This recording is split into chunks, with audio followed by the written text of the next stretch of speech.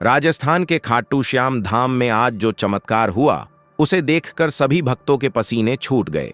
अपने भक्त को बचाने स्वयं खाटू श्याम बाबा प्रकट हो गए। एक छोटे से गांव में रहता था छोटे लाल। छोटे लाल का गांव सीकर जिले के पास एक छोटा सा कस्बा था, जहां लोग खेती बाड़ी से गुजारा करते थे। छोटे लाल की उम्र 30 के आसपास होगी, लेकिन उसके चेहरे पर थकान की लकीरें ऐसी थीं मानो वह 60 साल का हो। उसकी आंखों में हमेशा एक उदासी छिपी रहती, जो उसके जीवन की कठिनाइयों की गवाही देती। प्यारे भक्तों, आधा अधूरा ज्ञान सुनना या छोड़ देना दुख और पाप का कारण बनता है। इसलिए इस घटना को अंत तक अवश्य देखें।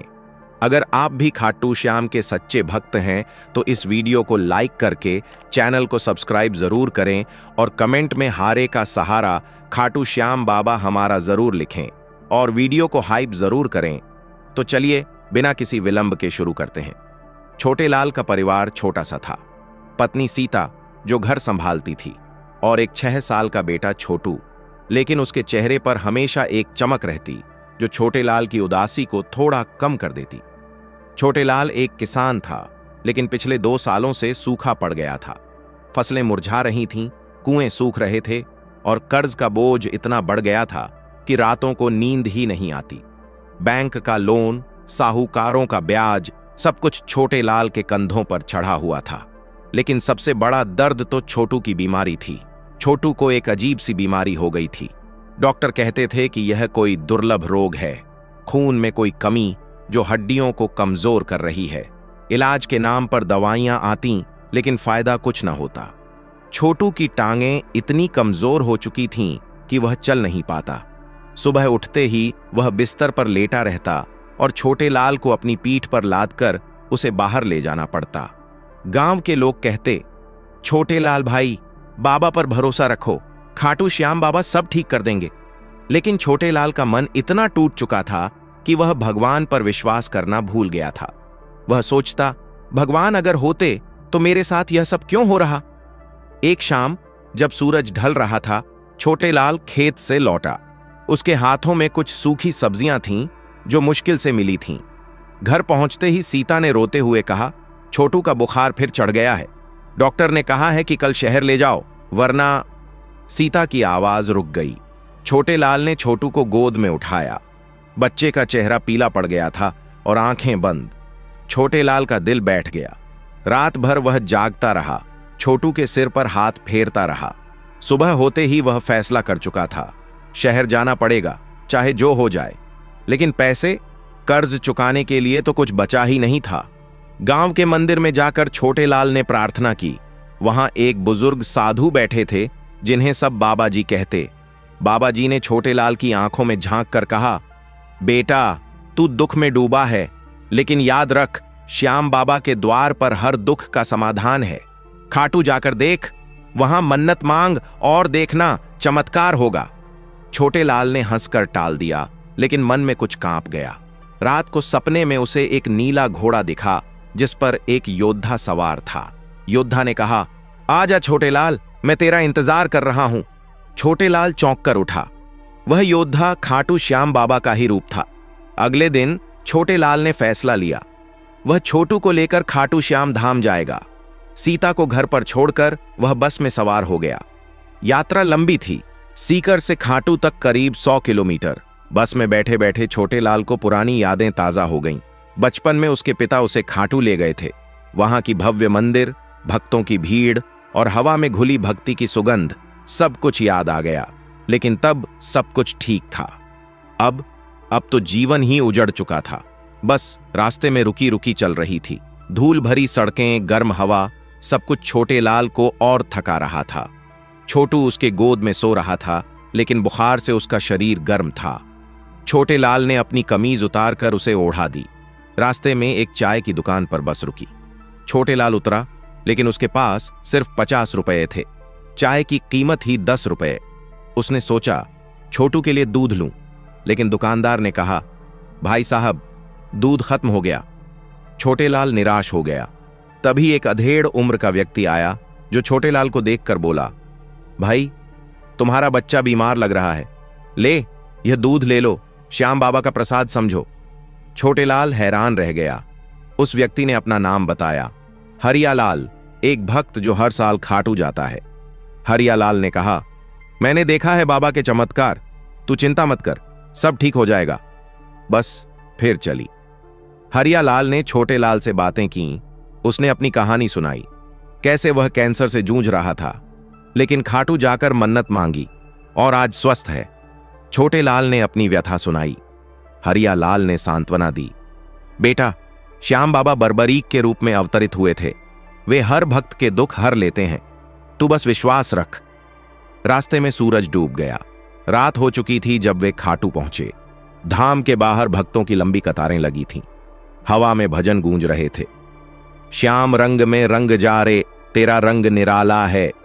छोटेलाल का दिल तेज धड़कने लगा। छोटेलाल ने छोटू को कंधे पर लादा और कतार में लग गया।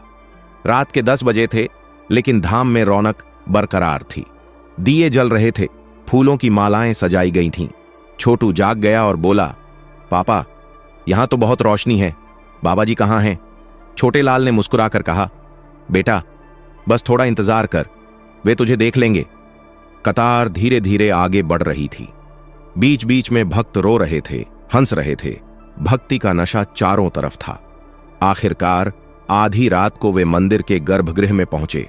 वहां श्याम बाबा की मूर्ति चमक रही थी, काले पत्थर से बनी, आंखों में करुणा भरी। छोटेलाल घुटनों पर गिर पड़ा, आंसू बहने लगे। वह बोला, बाबा, मेरे बेटे को बचा लो, मैं सब कुछ कुर्बान कर दूंगा। मन्नत मांगी गई। छोटेलाल ने वादा किया कि अगर छोटू ठीक हो गया तो वह साल में 2 बार धाम आएगा। दर्शन हो गए। बाहर निकलते ही थकान ने छोटेलाल को घेर लिया। हरियालाल मिला, जिसने कहा, रुक जा भाई, कल सुबह फिर आना, चमत्कार रातों रात होता है। छोटेलाल ने छोटू को एक धर्मशाला में लिटाया। रात भर वह जागता रहा, भजन सुनता रहा। सुबह होते ही एक अजीब सी हलचल मच गई। धाम में खबर फैल गई कि बाबा प्रकट हुए हैं। एक भक्त को सपने में दर्शन दिए। छोटेलाल को लगा शायद यह उसका ही चमत्कार हो। सुबह के 7 बजे थे। धाम में भक्तों की भारी भीड़ उमड़ पड़ी। अचानक मंदिर के पुजारी जी चिल्लाने लगे, अरे वाह, बाबा का चमत्कार, देखो तो सही। सब दौड़े। छोटेलाल भी छोटू को लेकर पहुंचा। क्या हुआ था? मंदिर के मुख्य द्वार पर, जहां कल रात कोई खरोंच तक न थी, वहां एक विशालकाय काले घोड़े का चिन्ह उभर आया था। घोड़े के पैरों के निशान, पूंछ की लहर और सवारी का साया, सब कुछ साफ दिख रहा था। लेकिन सबसे हैरान करने वाली बात यह थी कि घोड़े के सवारी के स्थान पर एक योद्धा की छाया थी, जिसकी आंखें चमक रही थीं। भक्त चिल्ला उठे, बाबा प्रकट हो गए, श्याम बाबा ने दर्शन दिए। छोटेलाल का दिल धक से रह गया। कल रात उसके सपने में वही नीला घोड़ा था। वह घुटनों पर गिर पड़ा। तभी पुजारी जी ने कहा, यह चिन्ह रात भर में आया। कोई घोड़ा तो आया ही नहीं, लेकिन बाबा ने संकेत दिया है कि आज कोई विशेष चमत्कार होगा। भीड़ में हलचल मच गई। लोग फोटो लेने लगे, वीडियो बनाने लगे। छोटेलाल को लगा यह सब उसके लिए ही तो है। वह छोटू को मंदिर के पास ले गया। छोटू की आंखें चमक रही थीं। पापा, मुझे कुछ हो रहा है, मेरी टांगों में गुदगुदी हो रही है। अचानक एक और रात धाम में एक बड़ा सा आयोजन हो रहा था। भजन कीर्तन चल रहा था। हजारों भक्त इकट्ठे थे। छोटेलाल भीड़ में खड़ा था। तभी मंच पर पुजारी जी ने घोषणा की, आज बाबा का विशेष दर्शन। जो भक्त मन्नत पूरी करने आए हैं वे आगे आए। छोटेलाल आगे बढ़ा। पुजारी ने पूछा, क्या मन्नत है बेटा? छोटेलाल ने सब कुछ बता दिया। पुजारी मुस्कुराए, ठीक है, बाबा सुन रहे हैं। अचानक मंदिर की घंटियां बजने लगीं, बिना किसी के छुए। हवा में एक मीठी सुगंध फैल गई। भक्तों के पसीने छूट गए। एक महिला चिल्लाई, देखो, बाबा की मूर्ति की आंखें चमक रही हैं। छोटेलाल ने छोटू को मूर्ति के सामने रखा। छोटू ने कहा, बाबा जी, मुझे चलना है। तभी चमत्कार हुआ। छोटू की टांगें कांपने लगीं।